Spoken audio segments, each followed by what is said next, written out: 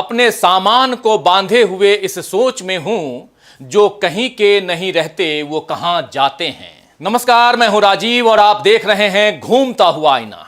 1 जून को 7वें दौर की वोटिंग के साथ ही दोस्तों लोकसभा चुनाव खत्म हो गया है और इसके साथ ही कन्याकुमारी के विवेकानंद रॉक मेमोरियल में नरेंद्र मोदी का 45 घंटे का ध्यान भी 1 जून की शाम को ही खत्म हो गया। ध्यान करने की टाइमिंग मोदी ने इसी तरह रखी थी कि जिस वक्त उनके संसदीय क्षेत्र वाराणसी में वोटिंग हो रही थी, ठीक उसी समय विवेकानंद मेमोरियल में बैठे नरेंद्र मोदी की अलग अलग एंगल वाली तस्वीरें और वीडियो मीडिया में चलाए जा रहे थे। और जब वोटिंग खत्म हो गई तो ठीक उसके बाद एग्जिट पोल आने शुरू हो गए, तो नरेंद्र मोदी भी ध्यान मुद्रा से एग्जिट लेकर सामान्य मुद्रा में आ गए। ध्यान से बाहर आने के बाद मोदी ने कहा कि उनके जीवन का हर पल देश को समर्पित है, यानी ध्यान के बाद राष्ट्र प्रेम का यह तड़का लगाना भी मोदी नहीं भूले, ताकि एग्जिट पोल जो आंकड़े दिखा रहे हैं उसे थोड़ा बल मिले, ताकत मिले। आप जानते हैं कि तमाम न्यूज चैनल्स के एग्जिट पोल में फिर से एनडीए की सरकार ही बनते हुए दिखाई गई है और इसमें कोई नई बात नहीं है। जब मोदी ने पहले ही ऐलान कर दिया था कि तीसरी बार भी मैं ही लाल किले की प्राचीर से झंडा फहराऊंगा और उसके बाद 400 पार का उन्होंने जुमला भी दे दिया था, तो मुख्य धारा का मीडिया उनसे अलग राय कैसे बना सकता था? जिस मीडिया ने पूरे 10 साल सरकार से एक भी सवाल जनता से जुड़े हुए मुद्दों पर नहीं किया और केवल वही दिखाता बताता रहा जो मोदी सरकार के हक में था, तो फिर चुनाव में वो अपनी चाल चरित्र और अपना चेहरा कैसे दिखा सकता था? इसीलिए कुछ चैनल्स ने बीजेपी और एनडीए को फिर से 300 पार और कुछ ने अंधभक्ति में 400 से भी ज्यादा यानी 400 पार भी बता दिया। अब 4 जून को जब नतीजे सामने आएंगे तो पता चलेगा कि अंधभक्ति में ज्यादा ताकत थी या जनता की शक्ति में ताकत थी, क्योंकि टीवी चैनलों के एग्जिट पोल को इंडिया गठबंधन ने सरकारी एग्जिट पोल बताया है, जबकि उसका दावा है कि जनता का एग्जिट पोल इस बार इंडिया गठबंधन की सरकार बनवाने जा रहा है। आपको बता दूं दोस्तों कि 1 जून को ही इंडिया गठबंधन के तमाम दलों की एक बड़ी बैठक कांग्रेस अध्यक्ष मल्लिकार्जुन खड़गे के निवास पर हुई, जिसमें चुनाव रिजल्ट आने और उसके बाद की रणनीति पर चर्चा हुई। और इसके बाद मीडिया को संबोधित करते हुए मल्लिकार्जुन खड़गे ने कहा कि जनता का एग्जिट पोल बता रहा है कि इंडिया गठबंधन को 295 से अधिक सीटें मिल रही हैं। क्या कुछ कहा है मल्लिकार्जुन खड़गे ने, आइए जरा सुन लेते हैं।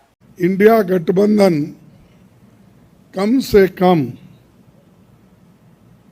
295 सीटें प्लस 295 से ज़्यादा आएंगे, कम तो नहीं आएंगे।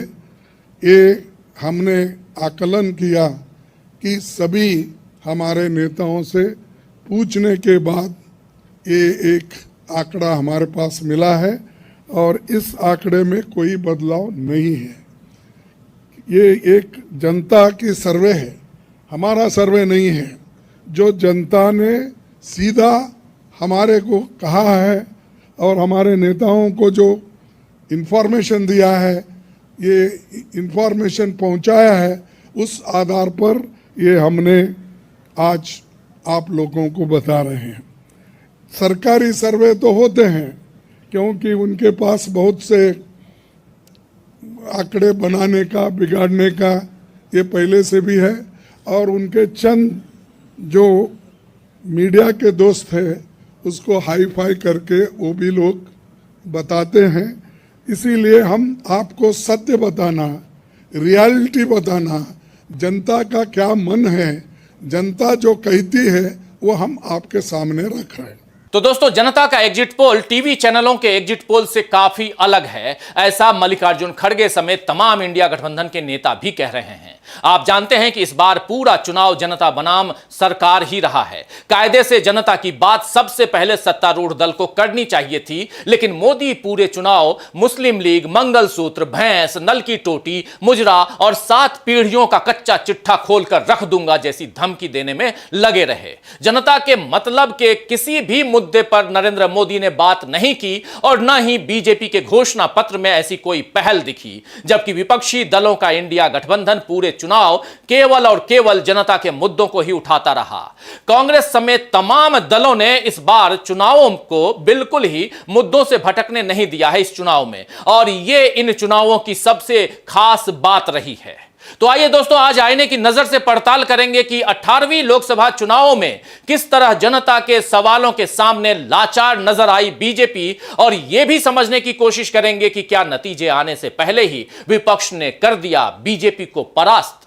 लेकिन सबसे पहले देखते हैं 4 जून को लेकर अब क्या नई रणनीति बना ली है इंडिया गठबंधन ने। इंडिया गठबंधन ने इस बार लोकतंत्र और संविधान को बचाने का मुद्दा चुनावों में सबसे महत्वपूर्ण बनाकर रखा और उसने पूरा चुनाव इसी के इर्द गिर्द भी लड़ा। अब जबकि चुनाव खत्म हो गए हैं, इंडिया गठबंधन ने एक नई रणनीति तैयार कर ली है ताकि बीजेपी को कोई भी खेल करने का मौका न मिले। कांग्रेस अध्यक्ष मल्लिकार्जुन खड़गे के आवास पर हुई शनिवार को इंडिया गठबंधन की बैठक में एक महत्वपूर्ण फैसला लिया गया। इस फैसले में कहा गया कि गठबंधन के सारे दल अपने अपने स्थानीय नेताओं एवं कार्यकर्ताओं को ये निर्देश देंगे कि 4 जून को मतगणना से जुड़ी पूरी प्रक्रिया संपन्न होने तक और फॉर्म 17C के साथ जीत का प्रमाण पत्र मिलने तक मतगणना केंद्रों पर मुस्तैद रहें।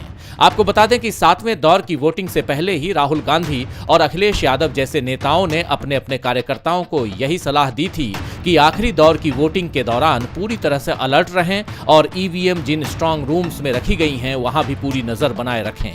दरअसल इस बार जिस तरह से बीजेपी ने पहले ही अपनी जीत के आंकड़े बता दिए थे और उसके बाद मीडिया ने भी यही माहौल बनाया था कि बीजेपी ही फिर से सत्ता पर लौट रही है, तो विपक्ष बिल्कुल सचेत हो गया, क्योंकि इस तरह के दावे तभी हो सकते हैं जब ईवीएम में गड़बड़ी की गुंजाइश बने और गड़बड़ी करने की सुविधा भी मिले। इंडिया की बैठक में चुनाव आयोग के रवैये पर भी चर्चा हुई, क्योंकि हर चरण की वोटिंग के बाद मतदान के जो आंकड़े आए और कुछ वक्त बाद जब चुनाव आयोग ने आंकड़े पेश किए तो दोनों में हमेशा अंतर दिखा। इसीलिए विपक्ष पहले से ही सावधानी बरत रहा है ताकि मतगणना के वक्त कोई गड़बड़ ना हो सके। तो विपक्षी दलों ने केवल काउंटिंग को लेकर ही मुस्तैदी नहीं दिखाई है, बल्कि इस बार टीवी चैनलों को बेनकाब करने का बीड़ा भी उठा लिया है। आप जानते हैं कि शनिवार से आ रहे तमाम एग्जिट पोल एक तरफा बीजेपी की जीत दिखा रहे हैं, बल्कि पिछली बार से ज्यादा सीटें एनडीए को दे रहे हैं। हालांकि कांग्रेस अध्यक्ष ने प्रेस कॉन्फ्रेंस करके दावा किया है कि इस चुनाव में इंडिया गठबंधन को 295 से ज्यादा सीटें मिल रही हैं।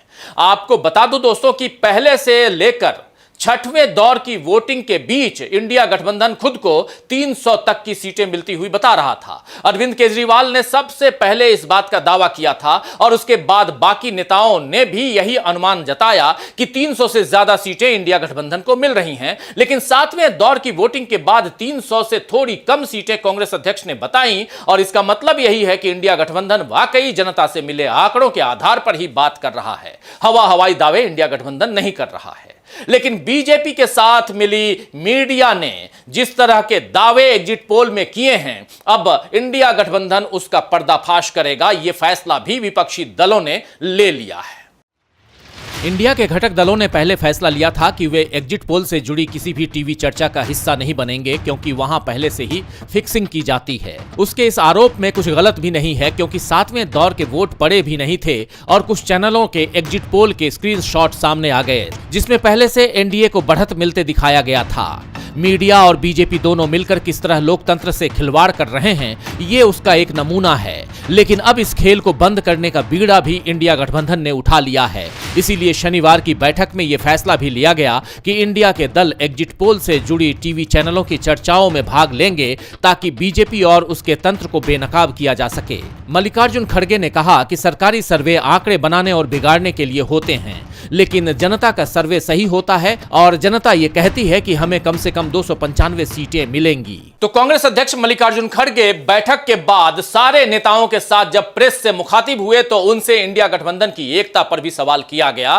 और कुछ नेताओं की अनुपस्थिति की तरफ ध्यान भी दिलाया गया, जिस पर खड़गे ने साफ साफ कह दिया कि हम एक हैं, हम एक रहेंगे, हमें बांटने की कोशिश नहीं करो। दरअसल इन चुनावों में बीजेपी के सामने 2 सबसे बड़ी चुनौती रही है। पहली चुनौती इंडिया गठबंधन की एकता की है और दूसरी इंडिया गठबंधन के उठाए हुए मुद्दों की चुनौती रही, और इन दोनों के सामने बीजेपी पूरे चुनाव में लाचार नजर आई। बीजेपी ने इन दोनों चुनौतियों का सामना करने की बारंबार कोशिश की, लेकिन हर बार उसे पस्त होना पड़ा।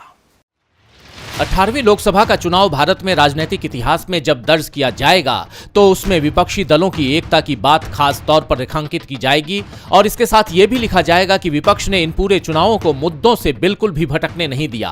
चुनाव सभाओं के मंच से लेकर सोशल मीडिया के मंच तक विपक्षी नेताओं ने जनता और अपने कार्यकर्ताओं को बार बार इस बात के लिए सावधान किया कि बीजेपी हिंदू मुस्लिम की बात करेगी, पाकिस्तान का जिक्र छेड़ेगी, इंडिया गठबंधन के अलग अलग दलों के बीच दरार बनाने की कोशिश करेगी, ईडी और सीबीआई जैसी संस्थाओं के जरिए विपक्ष के नेताओं पर दबाव बनाएगी। लेकिन ऐसी किसी भी कोशिश के जाल में इंडिया गठबंधन के कार्यकर्ताओं को फंसना नहीं है और जनता के लिए जरूरी मुद्दों पर डटे रहना है। इसीलिए मोदी ने जब जब राम मंदिर का जिक्र छेड़ा, ज्यादा बच्चे पैदा करने वालों की बात की, पाकिस्तान से प्रेम का हवाला दिया, अडानी अंबानी का नाम लेकर विपक्ष पर भ्रष्टाचारी होने के आरोप लगाए, परिवारवादी राजनीति का मुद्दा उठाया, तब विपक्ष ने मोदी से सवाल किए कि महंगाई क्यों कम नहीं हो रही, क्यों बीजेपी विपक्ष के उन नेताओं को अपना साथी बना रही है जिनके ऊपर भ्रष्टाचार के आरोप हैं, युवाओं को रोजगार क्यों नहीं मिल रहा, इलेक्टोरल बॉन्ड का सच सामने आने के बाद भी मोदी उसका बचाव क्यों कर रहे हैं, किसानों को एमएसपी का वादा सरकार क्यों नहीं कर पा रही है,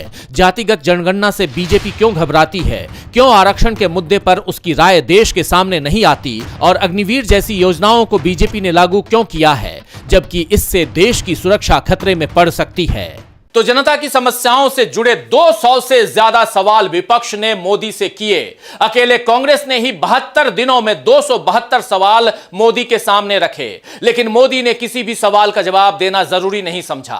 45 घंटे के मौन पर तो नरेंद्र मोदी 30 मई से गए थे, लेकिन देश तो उन्हें 10 साल से मौन ही देखता आ रहा है। मोदी ने मणिपुर, महिला, पहलवानों और महंगाई, मनमाने फैसलों पर कभी कुछ नहीं कहा और केवल मन की बात करते हुए नजर आए। और चुनावों के बाद 10 कैमरों के बीच में 45 घंटों के मौन में जाकर उन्होंने फिर साबित कर दिया कि वो मन की बात ही करते रहेंगे, जन की बात वो कभी नहीं करेंगे। ध्यान के बीच में मोदी के ट्वीट भी आते रहे, एक नहीं बल्कि 7 ट्वीट नरेंद्र मोदी ने किए, और कोई और ऐसा करता तो सवाल उठते कि यह कैसा ध्यान है जिसमें ट्वीट भी हो रहे हैं और कैमरों से शूट भी हो रहा है। लेकिन अब जनता भी मोदी की असलियत को समझने लगी है, इसीलिए उसे अब ऐसी बातों पर आश्चर्य नहीं होता है।